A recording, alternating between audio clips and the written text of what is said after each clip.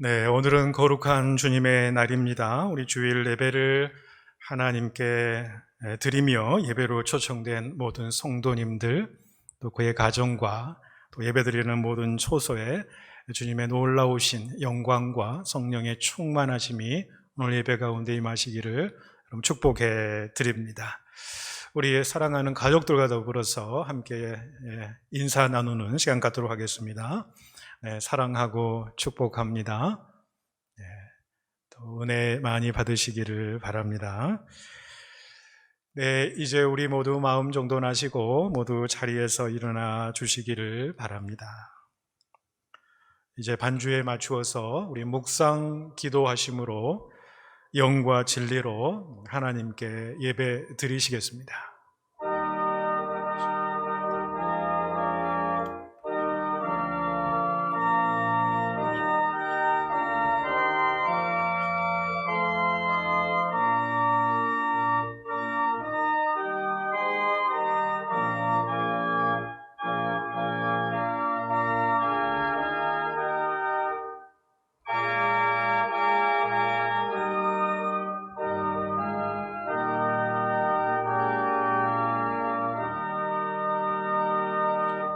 만국의 족속들아 영광과 권능을 여호와께 돌릴지어다. 여호와께 돌릴지어다. 여호와의 이름에 합당한 영광을 그에게 돌릴지어다. 예물을 들고 그의 궁정에 들어갈지어다. 아름답고 거룩한 곳으로 여호와께 예배할지어다. 온 땅이여 그 앞에서 떨지어다. 아멘. 나의 힘이 되시며 반석과 요새가 되시는 하나님을 찬양합니다.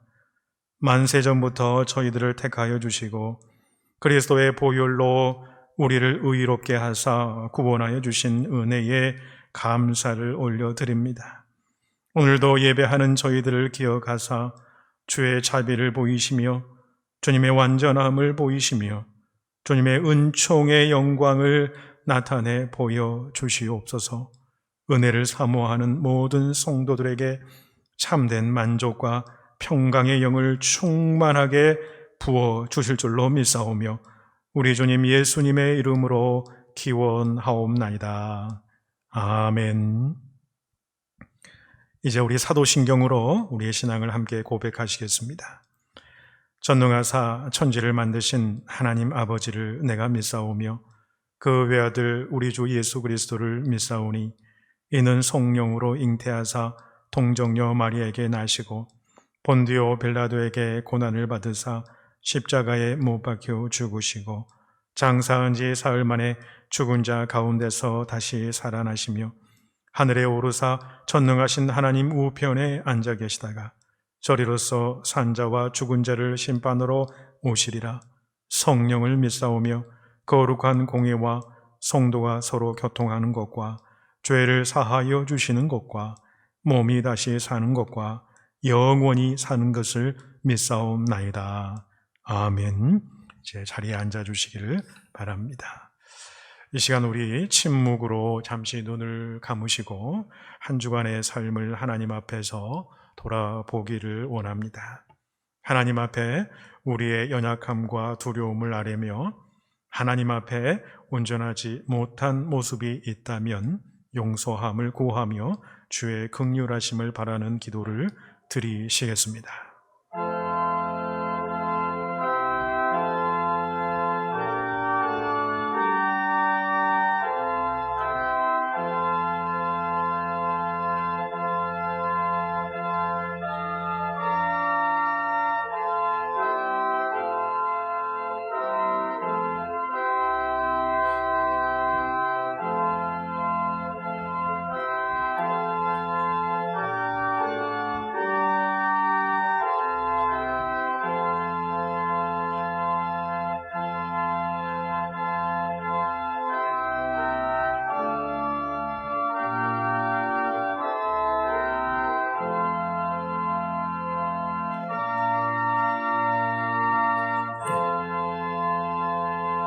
우리를 용서하시는 하나님의 말씀이 여기에 있습니다. 동이 서에서 먼 것 같이 우리의 죄과를 우리에게서 멀리 옮기셨으며 아버지가 자식을 긍휼히 여김같이 여호와께서는 자기를 경외하는 자를 긍휼히 여기시나니 이는 그가 우리의 체질을 아시며 우리가 단지 먼지뿐임을 기억하심이로다. 아멘. 우리 찬송가 370장 함께 하시겠습니다.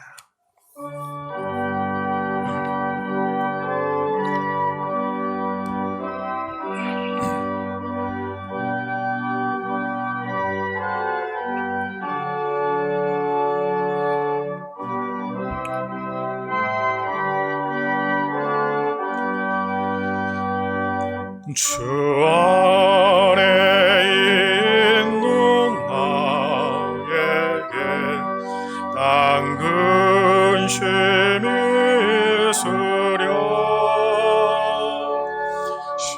십자가 밑에 나아가 내 짐을 풀었네. 주님을 찬송하면서 할렐루야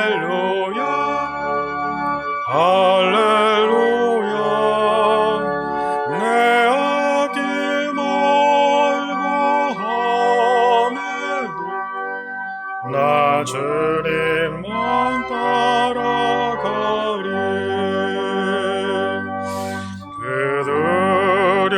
두려움이 변하여 내 기도 되었고 전날의 한숨 변하여 내 노래 되었네. 주님을 찬송하면서 할렐루야 할렐루야. 내 앞길 멀고 함에도 나 주님만 따라가리. 내 주는 자비하셔서 늘 함께 계시고 내 궁핍 밤을 아시고 늘 채워주시네.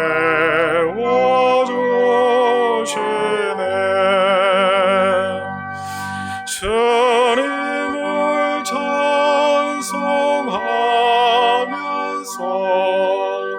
할렐루야 할렐루야. 내 앞길 멀고 함에도 나 주님만 따라가리. 내 주와 맺은 언약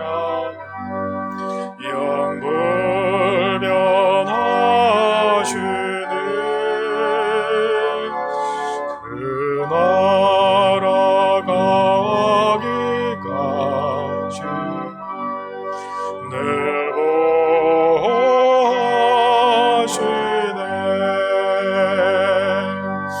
주님을 찬송하면서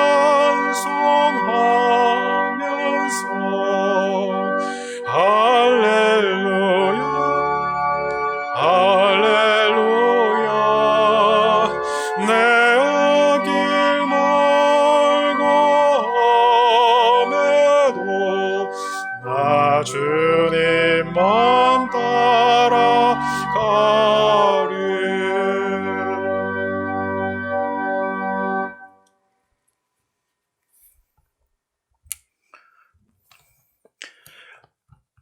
천지 만물을 창조하시고 우리의 삶을 주관하시는 전능하신 하나님께 존귀와 영광을 올려드립니다. 온 세계가 전쟁과 같은 위기 가운데 있음에도 주님의 성의를 기억하여 예배의 자리로 나오게 하시고 하나님께 신령의 예배를 드리게 하심에 감사드립니다. 저희들이 예배의 자리를 기억하고 주님 앞에 있는 것이 바로 하나님의 축복임을 고백드립니다.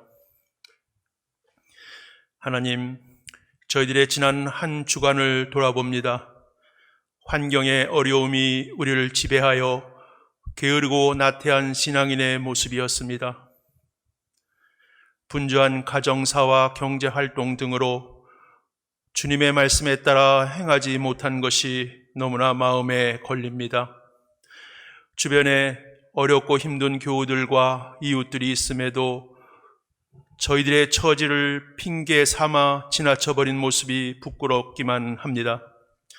말씀의 묵상을 습관적으로 하면서 주님의 음성을 듣지 못하고 언제나 함께 하시는 하나님을 발견하지도 못하고 지내간 시간들이 너무나 안타깝습니다. 주님, 저희들의 연약한 죄를 용서하시고 성령의 능력으로 붙잡아 주시옵소서. 지금 세상 사람들은 너희 하나님이 어디에 있느냐 합니다. 기독교인들을 비난하고 험담하기도 합니다. 생명과도 같은 신령한 예배를 흔한 사적 모임인 양 그렇게 호도하는 정치 권력이 만연한 세상입니다. 또 많은 신앙인들이 믿음을 잃어버리고 복음에서 떠나가고 있습니다. 2000년 전에 예수님께서 이 땅에 오실 때도 그랬습니다.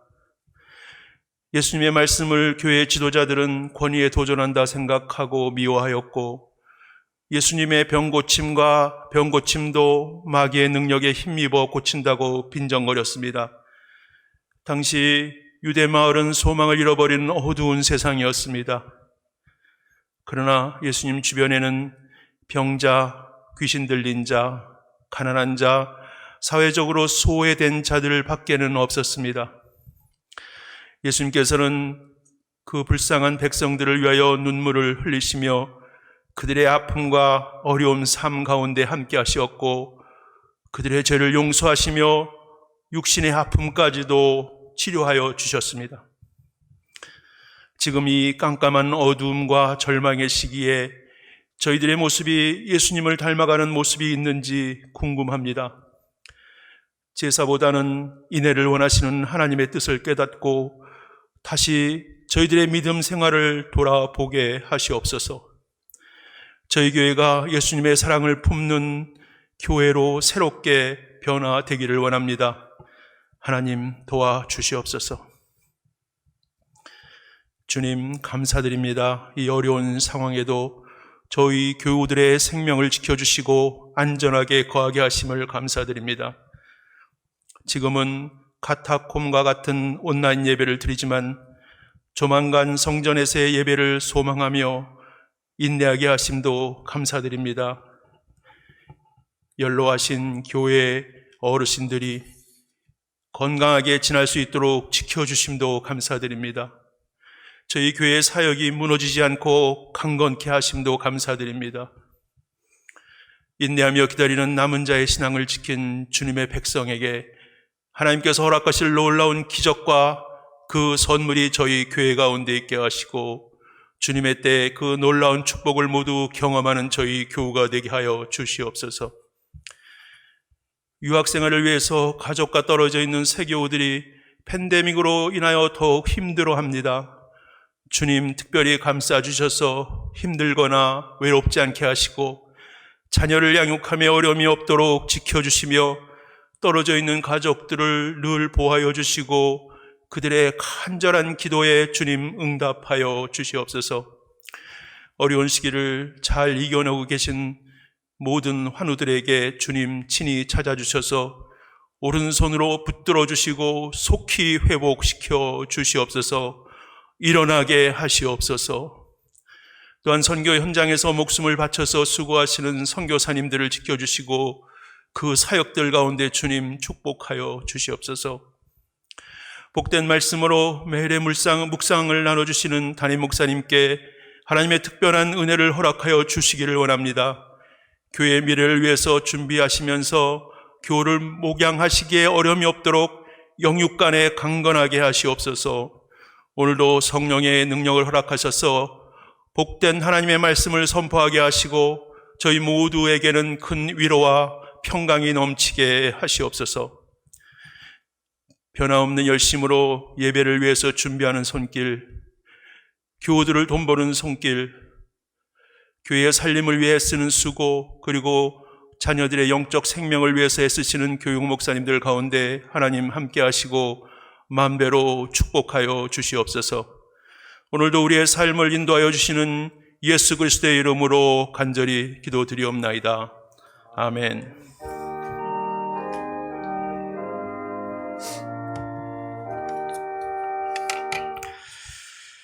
네, 이 시간 우리에게 주시는 하나님의 말씀 사도행전 21장 1절로 16절 말씀 되겠습니다.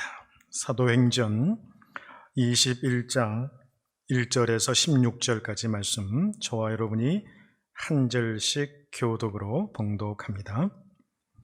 우리가 그들을 작별하고 배를 타고 바로 고수로 가서 이튿날 로도에 이르러 거기서부터 바다라로 가서 베니게로 건너가는 배를 만나서 타고 가다가 고브로를 바라보고 이를 왼편에 두고 수리아로 항해하여 두로에서 상륙하니 거기서 배의 짐을 풀려 함이로라. 제자들을 찾아 거기서 이래를 머물더니 그 제자들이 성령의 감동으로 바울더러 예루살렘에 들어가지 말라 하더라. 이 여러 날을 지낸 후 우리가 떠나갈새 그들이 다 그 처자와 함께 성문 밖까지 전송하거늘 우리가 바닷가에서 무릎을 꿇어 기도하고 서로 작별한 후 우리는 배에 오르고 그들은 집으로 돌아가니라. 두로를 떠나 항해를 다 마치고 돌레마이에 이르러 형제들에게 안부를 묻고 그들과 함께 하루를 있다가 이튿날 떠나 가이사랴에 이르러 7 집사 중 하나인 전도자 빌립의 집에 들어가서 머무르니라. 그에게 딸 넷이 있으니 처녀로 예언하는 자라. 여러 날 머물러 있더니 아가보라 하는 한 선지자가 유대로부터 내려와 우리에게 와서 바울의 띠를 가져다가 자기 수족을 잡아매고 말하기를 성령이 말씀하시되 예루살렘에서 유대인들이 이같이 이 띠 임자를 결박하여 이방인의 손에 넘겨주리라 하거늘 우리가 그 말을 듣고 그곳 사람들과 더불어 바울에게 예루살렘으로 올라가지 말라고 하니 바울이 대답하되 여러분이 어찌하여 울어 내 마음을 상하게 하느냐. 나는 주 예수의 이름을 위하여 결박당할 뿐 아니라 예루살렘에서 죽을 것도 각오하였노라 하니 그가 고난을 받지 아니하므로 우리가 주의 뜻대로 이루어지이다 하고 그쳤노라.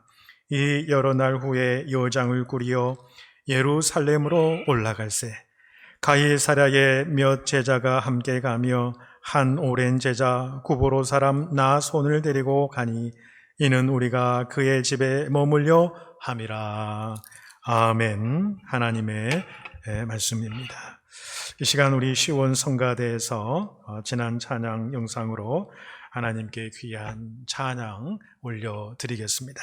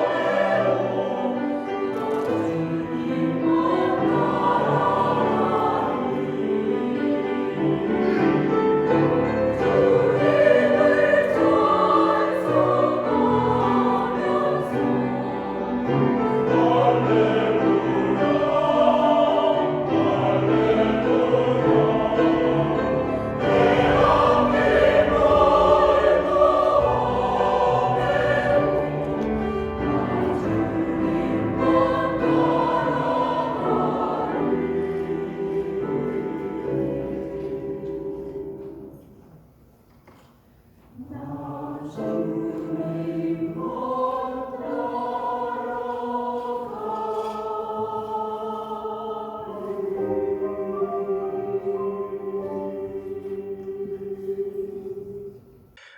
오늘은 지금은 여호와의 뜻을 분별할 때입니다 라고 하는 제목을 가지고 여러분과 함께 말씀의 은혜를 나누고자 원합니다. 여러분 잘 아시는 비틀즈의 노래 가운데 Let It Be라고 하는 노래를 여러분 다들 아시라고 생각을 하는데요. 이 노래가 1970년도에 이제 발매가 된 노래니까 굉장히 오래된 노래지요. 이 노래는 그 레전드라고 불리는 노래고 명곡 중에 명곡, 우리가 살아가는 이 세대에 있어서 가장 많이 불려지고 회자되는 그런 노래가 아닌가 싶습니다. 자, 그 가사의 일부 내용을 잠시 살펴보겠습니다.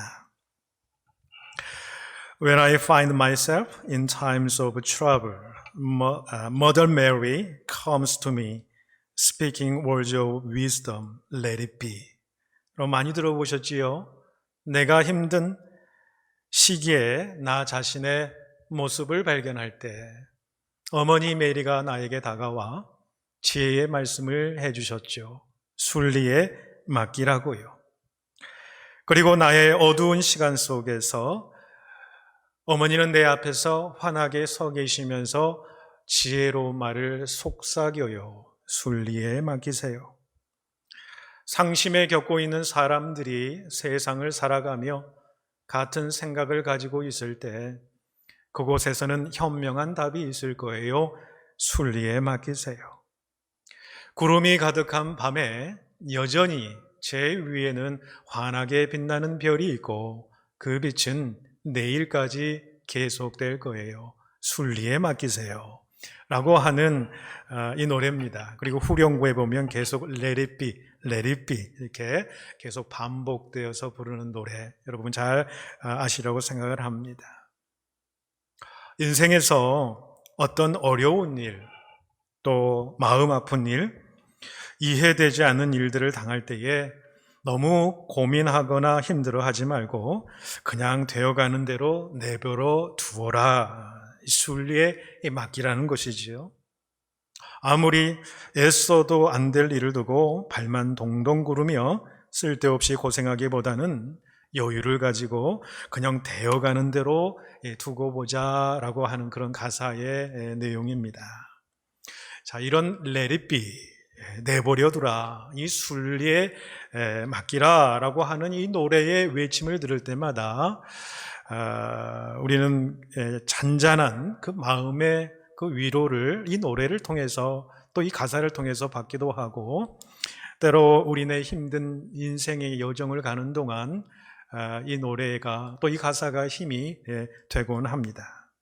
그런데 저는 한 걸음 더 나아가서 우리가 신앙인이라면 이 Let it be의 외침은 바뀌어져야 되지 않을까, 그런 생각을 해보게 됩니다. 이 Let it be의 외침은 주의 뜻대로 이루소서, 우리 크리스찬인들에게 순리대로 이루어 주소서라고 하는 것은 하나님, 그 주님의 뜻대로 이루소서, Let it be가 아니라 주의 뜻대로 이루소서.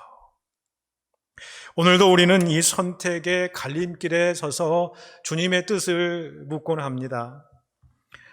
또 하나님의 뜻이 무엇인지 몰라서 눈이 가려진 채 절벽 위에 서 있는 것처럼 느끼는 그런 인생의 때도 우리가 경험하게 됩니다. 또 어떤 일을 우리가 결단하게 될 때에 하나님의 분명한 뜻을 알기를 원하는 때가 있습니다. 더 나아가서는 우리 인생의 고난의 그 상황에서 내가 울부짖으면서 이 고난받는 상황에서 도대체 하나님의 뜻이 어디에 있습니까? 그렇게 우리는 그 하나님의 뜻을 알기를 원할 때가 있습니다. 때로 인생의 우리의 방향을 잃어버리고 방황하고 있을 때에 하나님의 뜻이 과연 내 인생 가운데 어디에 있습니까? 무엇입니까? 그렇게 구하기도 합니다. 아무튼 우리 모두는 이 하나님의 뜻을 알기를 원하지요. 그러면 우리는 어떻게 하나님의 뜻을 잘 분별할 수 있을까요? 오늘 본문에는 하나님의 뜻을 분별하는 이 분명한 원칙이 오늘 말씀 가운데에 있습니다. 이 말씀을 우리가 함께 살펴보기를 원합니다. 자, 오늘 본문은 사도 바울이 3차 전도 여행을 마치고 마지막 예루살렘을 향한 이 여정 중에 두로와 가이사랴에서 있었던 일들이 기록되어 있습니다. 자, 여러분, 이 화면의 그림을 여러분 잠시 보실 수 있기를 바랍니다. 이 그림은 전체 이 사도 바울의 3차 전도 여행길의 그 여정을 담고 있습니다. 첫 번째 오른쪽에 보시는 이 안디옥에서부터 3차 전도 여행이 시작이 돼서 에베소로 가서요, 그곳에서 2년 반, 3년 동안 사역을 하고 그 나중에 드로아, 빌립보, 데살로니가, 고린도 이 2차 전도 여행 때에 개척했던 그 교회들을 다시 돌아보고 다시 에베소 근처로 돌아와서 그 밀레도에서 에베소의 장로들과 마지막 서로 눈물을 울면서 작별 인사를 하고 다시 이제 배를 타고 이제 예루살렘으로 돌아가는 길입니다. 자, 오늘 본문의 내용은 어디 부분이냐?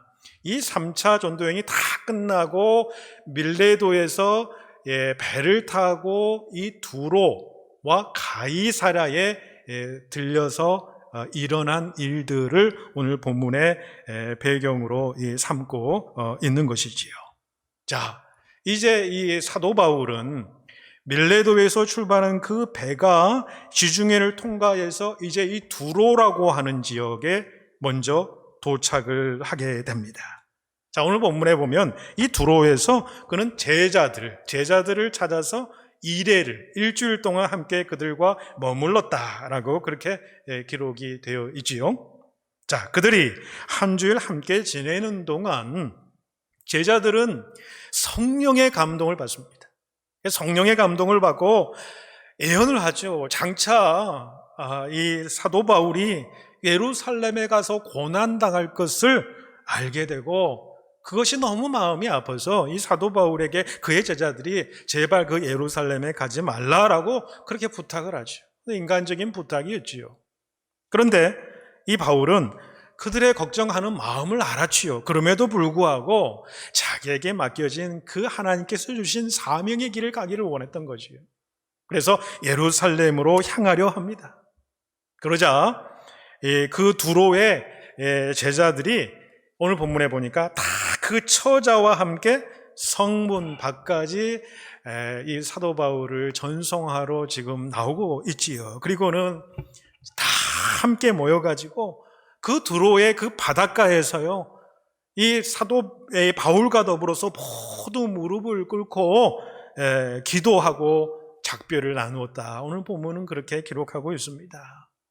여러분, 모든 제자들과 그의 식솔 모두가 사도 바울을 전송하는데 그 바닷가에 다 모여가지고 함께 그 사도 바울을 위해서 아마도 눈물로 같이 기도해 준 그 장면, 참 아름다운 장면 아니겠습니까? 바울더러 예루살렘에 가지 말라, 가면은 네가 환난을 당할 것이다 라고 그렇게 말리던 제자들이 이제는 모든 것이 주님의 선하신 그 인도하심에 그들은 전적으로 내어 맡기면서 함께 간절히 기도했던 것이지요. 자, 그래서 이제 바울은 예루살렘으로 향하면서 마지막 경유지인 오늘 본문에 그 나중에 사건이 일어나는 이 가이사랴에 또 도착을 하게 됩니다.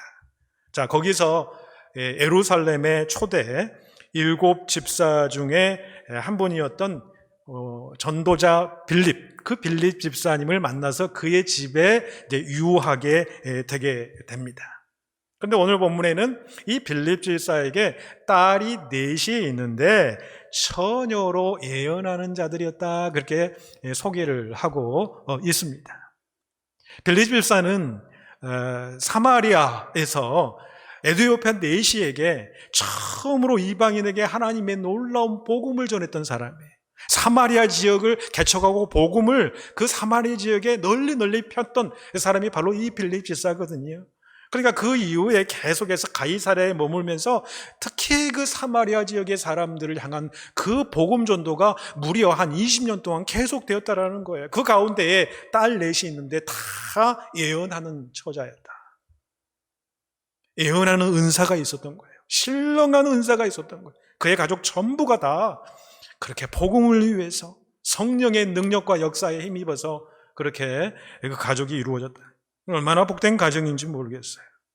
자, 그런데 바울 일행이 이 빌립의 집에서 지내는 동안 또 한 사건이 일어납니다. 한 선지자가 오는데 아가보라고 하는 이 선지자, 이분이 유대로부터 방문하게 되는 것이지요.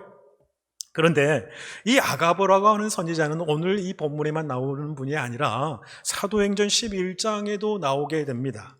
자, 사도행전 11장 28절에 여러분 보시면은 아가보라 하는 사람이 일어나 성령으로 말하되 천하가 크게 흉년 들리라 하더니 글라우디오 때에 그렇게 되니라, 이렇게 기록하고 있습니다. 그만큼 이 아가보라고 하는 선지자가 이 초대교회의 아주 중요한 사역을 감당했음을 이 사도행전을 기록한 저자도 알고 있는 것이지요.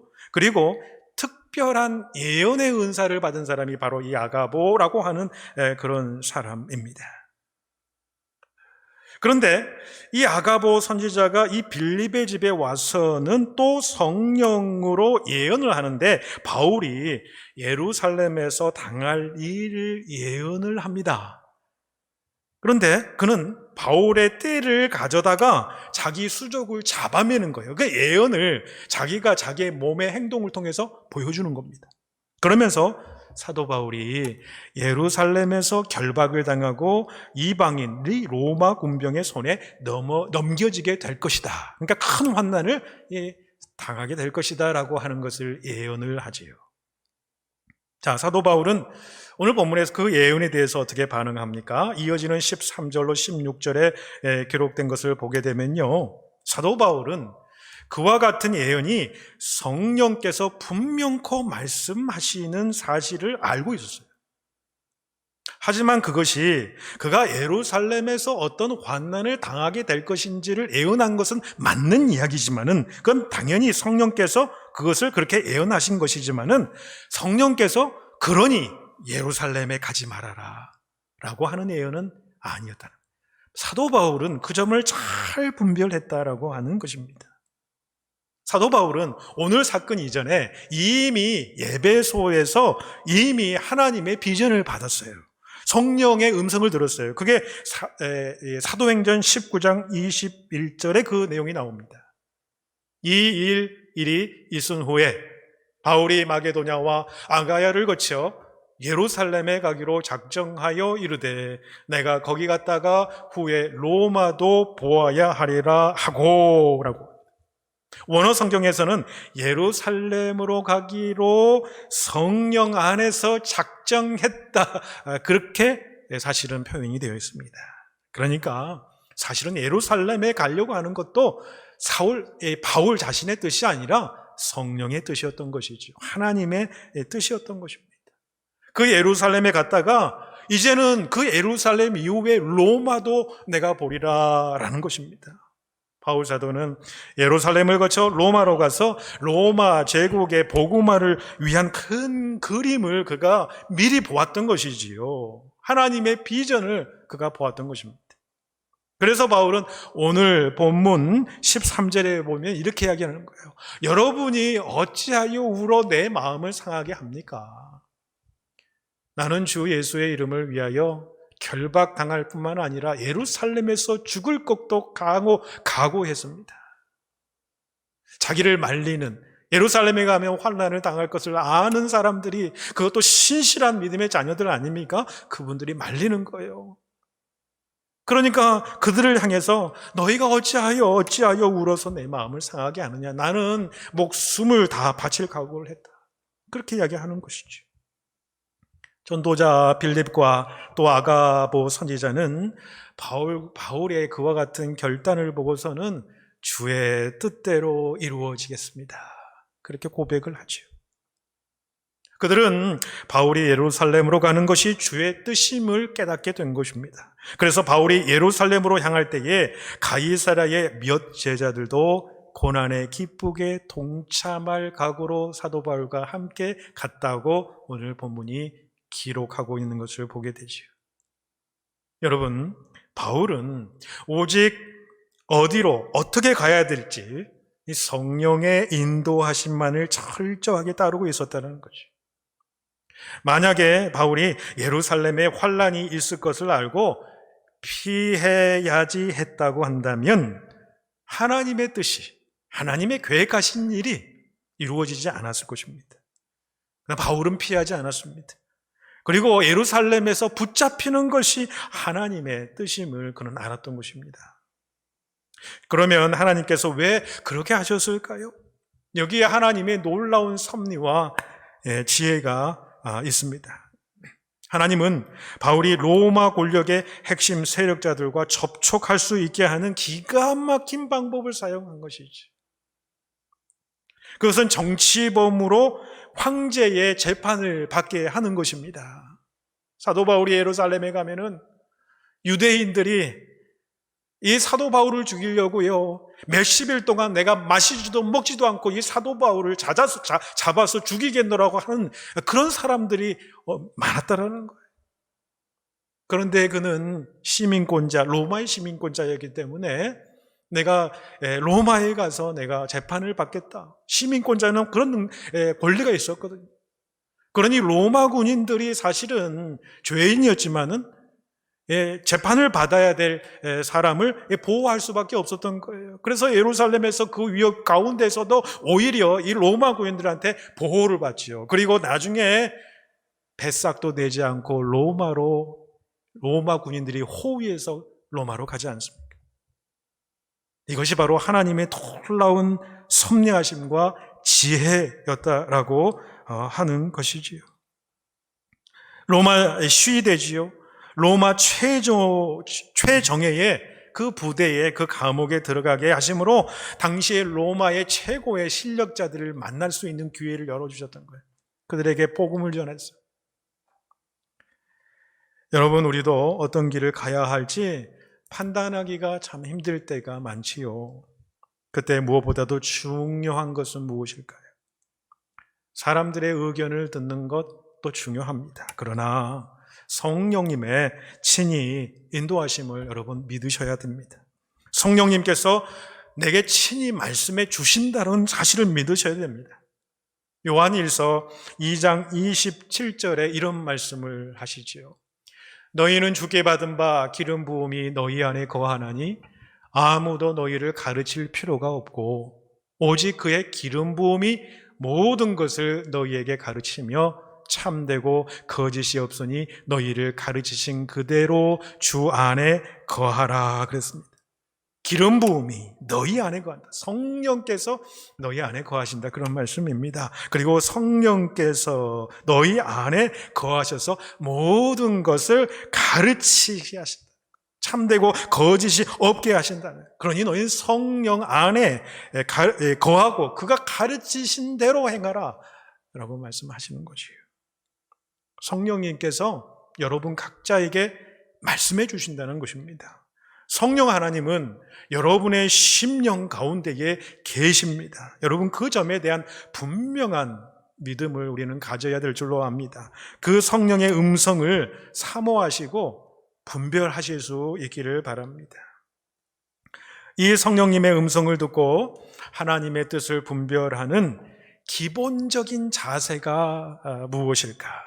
이것을 바울이 이방인의 사도로 처음 부르심을 받았을 때, 그러니까 처음에 예수 믿는 사람들을 핍박했던 그 유대인 바울의 모습에서 예수 그리스도를 만나서 그가 복음을 전하는 자로 바뀌었을 때, 그때 이야기를 통해서 우리가 한번 하나님의 뜻을 분별하는 중요한 자세에 대해서 잠시 살펴보지요.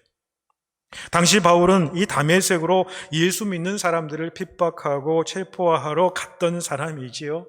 우리가 잘 아는 대로 그 도상에 정오의 빛보다 더 밝은 빛이, 우리가 정오의 빛을 향해서 우리가 얼굴을 정오의 빛을 향해서 쳐다볼 수가 없습니다. 그런데 그 빛보다 더 밝은 빛으로 다가오시는 주님을 이 바울이 만나게 되는 거예요. 그러니 눈이 멀 수밖에 없었겠죠. 굉장히 오랜 시간 동안 눈을 뜨고 한참 동안 보지를 못했습니다. 그런데 중요한 것은 그때 빛으로 다가오신 주님을 만나면서 바울이 질문한 내용이 굉장히 중요합니다. 첫 번째로 그는 질문하지요. 주여 누이시옵니까? 주여 누구이십니까? 라고 하는 질문.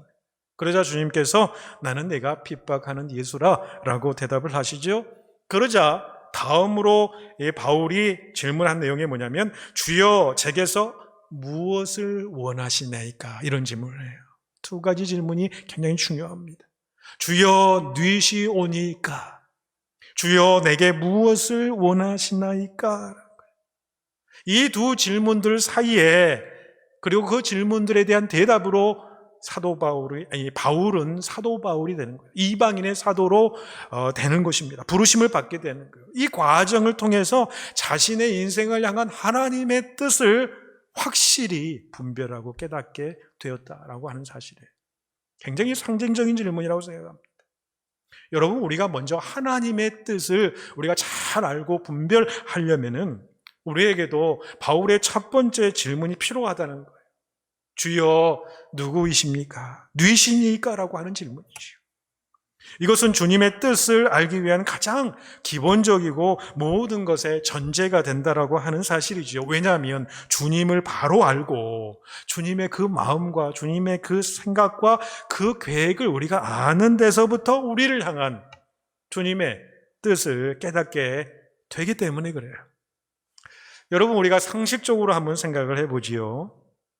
우리가 어떤 상대방과 친하지도 않는데 잘 알지도 못하는데 그가 여러분에게 혹은 여러분이 그에게 정말 상대방이 무엇을 원하고 바라는지 잘 알 수 있을까요? 그 사람을 만난 지 얼마 되지도 않았고 그 사람을 알지도 못하고 친하지도 못하는데 그 사람의 뜻을 우리가 알 수가 있습니까? 알 수가 없는 거지. 예수 만나기 전에 여러분 바울의 경우를 보십시오. 바울은 유대주의와 유대인의 전통 그리고 관습 그리고 학문을 통해서 하나님을 알았어요. 지식으로만 하나님을 알았던 것입니다. 그러기에 하나님을 위한다는 것이 도리어 하나님의 뜻을 거스리는 일이 되었던 것입니다. 혹시나 우리에게 이런 모습이 있는지 우리는 살펴보아야 되겠지요. 우리가 머리로만 알고 있는 하나님, 우리가 알량한 지식으로 그 하나님을 우리가 판단하는 일들, 또 다른 사람들을 통해서만 알고 있는 그 하나님. 그래서 우리가 하나님을 위한다고 하지만 결국에는 하나님의 뜻과 정반대의 삶을 혹시나 우리가 살아가고 있지 않은지 우리 자신이 한번 돌아봐야 될 줄로 압니다. 구약 성경에 여러분 모세를 보십시오. 모세는 자기 방식으로 하나님의 뜻을 이해하고 나섰다가 애굽 감독관을 죽이고 광야로 도피하는 삶을 살아가게 되지 않습니까? 그러했던 모세를 하나님은 시내산에 이 불타는 그 떨기나무 가운데 그 모세를 하나님께서 만나 주셨던 것이지요. 그 모세가 그 주님을 만나게 됐을 때에 그를 향한 하나님의 뜻을 알게 되고 그 하나님의 뜻이 분명해졌음을 우리가 보게 됩니다. 여러분, 하나님은 각 사람에게 자신의 마음을 보여주신다라는 거지. 그러기에 여러분이 하나님과 함께 동행하고 하나님의 임재 안에 거하는 것, 하나님과 깊은 교제 속에 들어가는 것이 얼마나 중요한지요. 우리가 주님의 뜻을 알기 전에 먼저 우리가 필요한 것은 그 주님이 누구십니까? 주님이 도대체 누구십니까? 주님을 먼저 알아야 된다라고 하는 것이죠. 주님과 친밀해져야 한다는 거예요.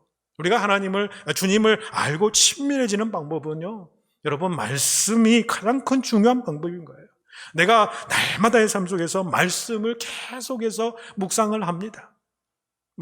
그 말씀을 보고 또 보고 묵상합니다. 묵상한다는 것은 자꾸 되뇌인다라고 하는 것이지요. 음성 파일로 말씀을 들을 때에 그 말씀의 음성 파일을 아침에도 듣고 점심에도 듣고 시도 때도 없이 들을 수 있는 기회만 되면 듣는 것입니다. 그리고 내가 그 하나님의 말씀을 보면서 계속해서 그 말씀을 반복적으로 보면서 그 말씀을 계속 내 삶 속에서 되뇌이면서 내가 일상의 삶을 살아가면 언제 어느 순간에 모르게 성령님께서 그 말씀을 깨닫게 하시고 그 말씀을 통해서 나에게 들려주시는 주님의 음성이 있게 되더라는 거예요. 우리가 말씀을 읽고 말씀을 늘 듣고 말씀을 우리가 묵상하고 그러게 될 때에 성령 하나님께서는 그 말씀을 통하여 우리에게 필요한 하나님의 뜻이 무엇인지, 우리에게 임하신 하나님의 그 주님의 뜻이 무엇인지 알게 해주신다는 거예요. 깨닫게 해주신다는 것입니다. 우리가 하나님의 뜻을 인간의 의지로, 인간의 지식으로, 인간의 경험으로 알 수가 있습니까? 알 수가 없습니다. 주님과 인격적이고 친밀한 관계를 맺고 살아가는 성도에게 반드시 주님의 음성이 들려지게 될 줄로 믿습니다. 그래서 주님을 아시고 행하는 삶의 복이 있으시기를 축복합니다. 예수를 처음 만난 바울은 다음으로 질문을 하지 않습니까? 주여, 내게 원하는 것은 무엇입니까? 라고요. 하나님께 내 주장과 계획을 말하면서 그것을 이루어 달라 하기 전에 당신이 제게 원하는 것이 무엇입니까? 저를 통해서 당신이 이루시고자 하는 뜻이 무엇입니까? 그것을 물었다는 거예요. 어떤 경우를 보면요, 우리 자신이 모든 계획 마스터 플랜을 잘 세우고 하나님께 그걸 좀 인정해 달라고, 내가 세운 계획 그거 다 이루게 해달라고 할 때가 있어요. 순서가 잘못된 거 아닐까요? 우리들은 어떤 일이든지 무슨 일이든지 내가 원하는 것보다 하나님께서 내게 무엇을 원하시는가, 그걸 먼저 살펴야 된다는 거죠. 그러기 위해서는 먼저 우리들의 생각이라든지 계획이라든지 우리의 욕심이라든지 욕망을 내려놓을 필요가 있다는 것이지요. 내려놓지 않으면요, 주님의 뜻을 절대로 알 수가 없습니다. 내 안에 내가 너무 많은데 주님이 내 안에 거할 자리가 없는 거지요. 내 생각과 내 주장과 내 뜻, 내 계획이 꽉 차 있어요. 그게 전부라고 생각해. 그게 자기의 지혜라고 생각해요.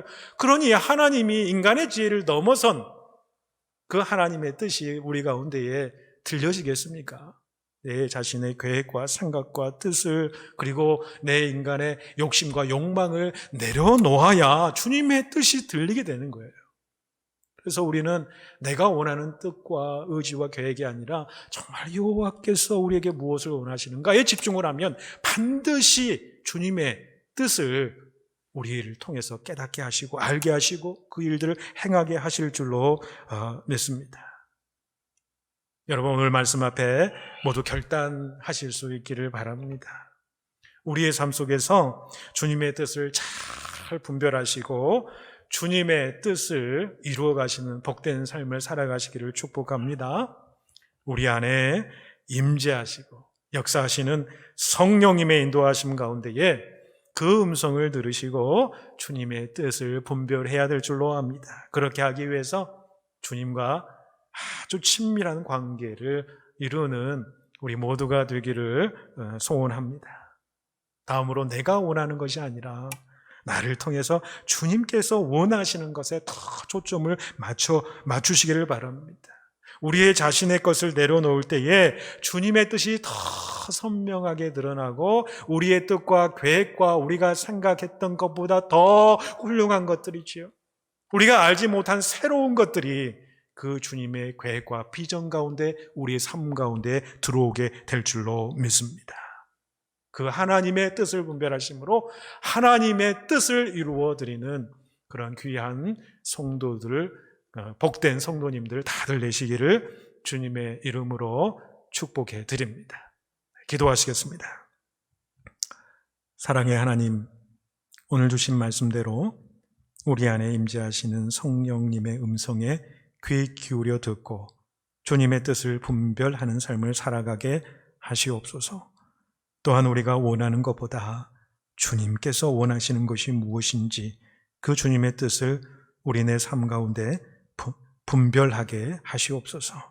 그리함으로 주님 보시기에 의로우며 올바르며 참으로 복된 인생의 길로 나아가는 저희 모두가 되기를 간절히 소망하오며 우리 주님 예수님의 이름으로 기도 올리옵나이다. 아멘. 우리 찬송가 425장 우리 부르시면서 봉헌하시겠습니다.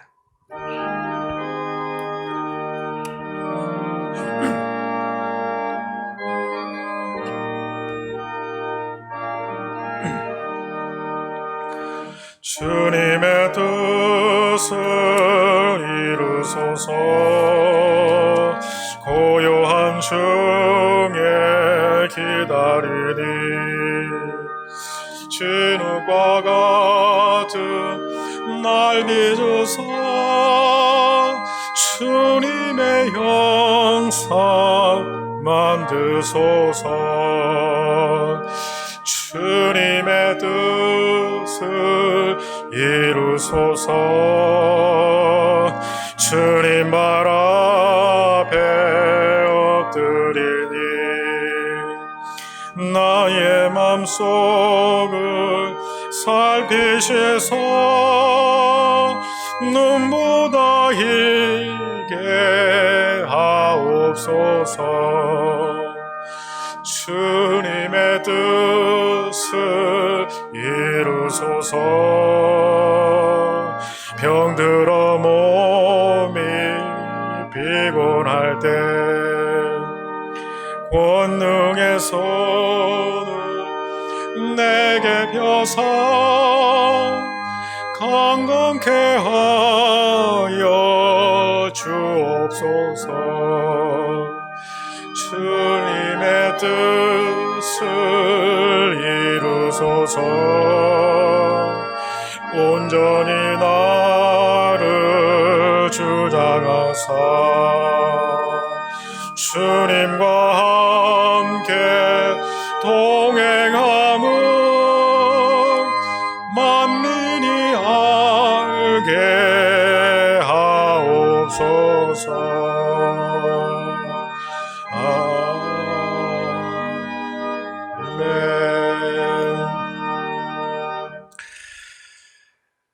주님과 동행할 때에 주님의 뜻을 알기를 원합니다. 그 주님의 뜻이 우리 가운데 임하여서 그 주님의 뜻이 우리 속에서 이루어져서 주님께 온전히 영광 올려드리는 귀하고 복된 삶을 살아가기를 원합니다. 주여 누이시옵니까? 주여 내게 무엇을 원하나이까? 이렇게 질문하며 주님으로부터의 그 음성을 듣고 성령님의 깨닫게 하시는 그 음성을 듣고 그 음성에 따라 그 주님의 뜻에 따라 살아가는 귀하고 복된 인생길 모두가 살아가게 하여 주시옵소서. 이 믿음 하나님께 고백하게 하시니 감사를 올려드립니다. 또한 이 엄혹한 시기에 아버지 우리 모든 성도들의 삶을 지키시고 인도하시고 강건하게 붙들어 주심에 너무나도 감사합니다. 귀한 예물을 저희들이 구별하여 하나님 앞에 올려드립니다. 우리 전부를 드리는 마음으로 하나님의 은혜에 감사하여서 올려드리는 귀한 예물 주님 흠양받아 주시옵시고 그 예물을 통해 우리 하나님의 놀라운 영광과 그의 나라의 뜻이 이 땅 가운데 이루어지는 데 쓰임받는 예물 되게 하여 주시옵소서. 각 가정마다 필요한 것들이 있습니다. 간절히 부르짖는 것들이 있습니다. 자녀를 위해서 눈물 짓는 것이 있습니다. 무엇보다도 아버지 육신의 아픔으로 절망 가운데 있는 아버지 하나님 그 아픔의 성도들도 있습니다. 아버지 그 모든 성도들 주님 앞에 다 올려드립니다. 아버지께서 선하게 역사하시고 치유의 놀라운 광세를 발하여 주시며 모든 일용할 양식을 채워주시며 그의 인생의 미래 가운데 장래 모든 일들을 주님께서 선한 길로 예비하시고 축복하여 주시는 놀라운 주님의 응답이 예물 드리는 모든 성도들의 그 심령과 가정과 생업의 현장 가운데 충만하게 임하게 하여 주시옵소서.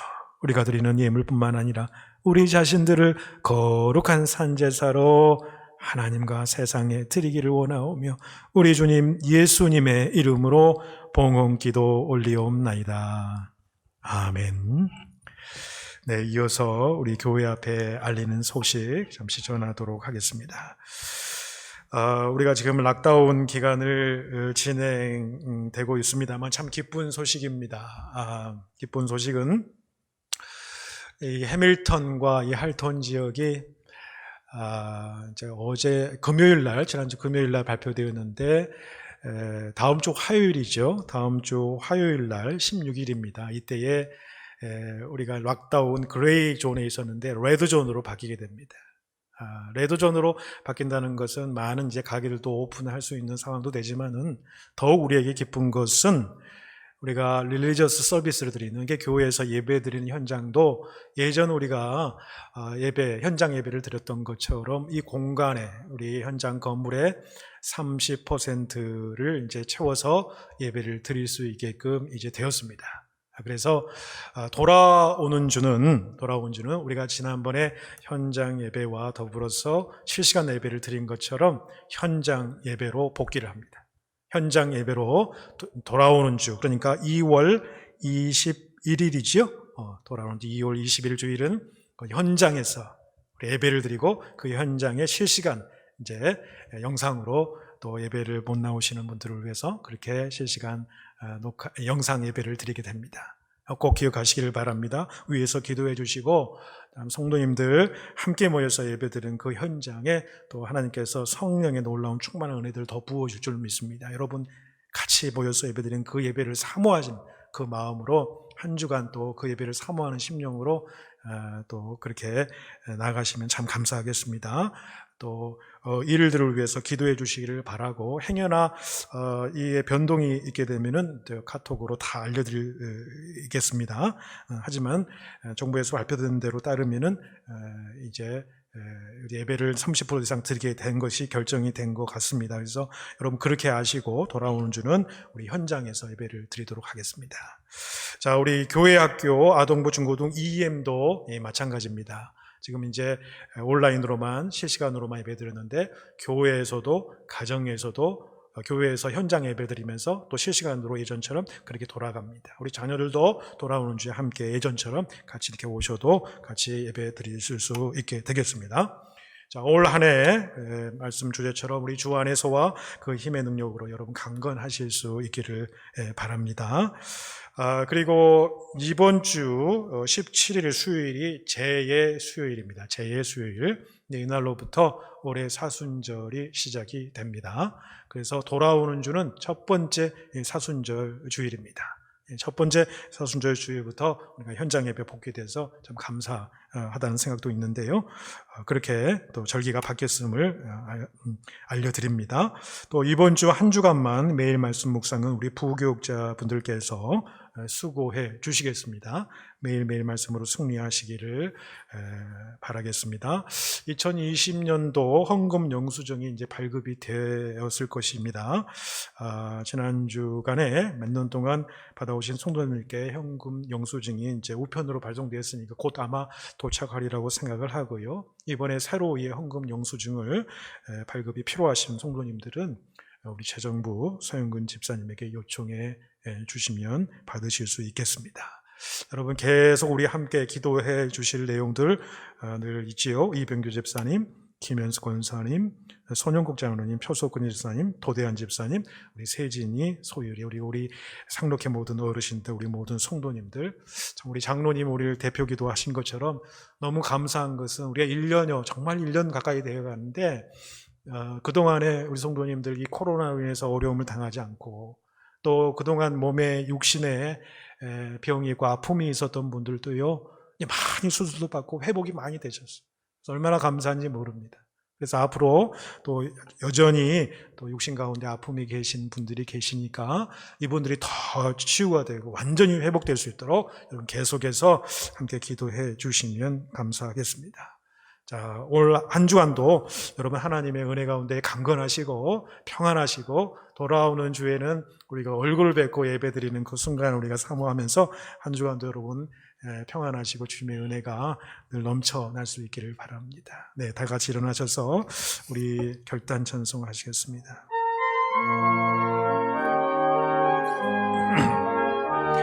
하나님의 사랑을 하나님의 평안을 너의 모든 것 창조하신 우리 주님, 너를 얼마나 사랑하시는지 하나님께 찬양과 경배하리. 하나님의 선하심을 닮아가는 자, 너의 모든 것 창조하신 우리 주님이 너를 자녀 삼으셨네. 하나님 사랑의 눈으로 너를 어느 때나 바라보시고, 하나님 인자한 귀로서 언제나 너에게 기울이시니, 어두움에 밝은 빛을 비춰주시고 너의 작은 신음에도 응답하시니, 너는 어느 곳에 있든지 주를 향하고 주만 바라볼지라. 주만 바라볼지라.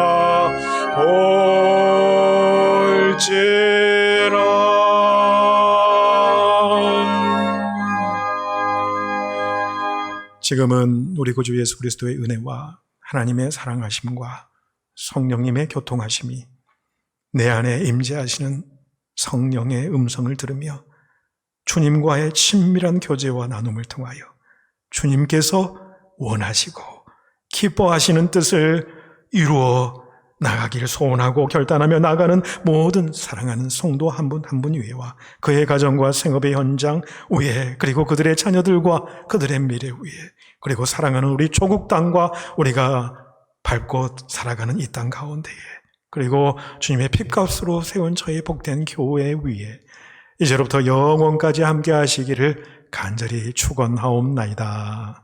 아멘.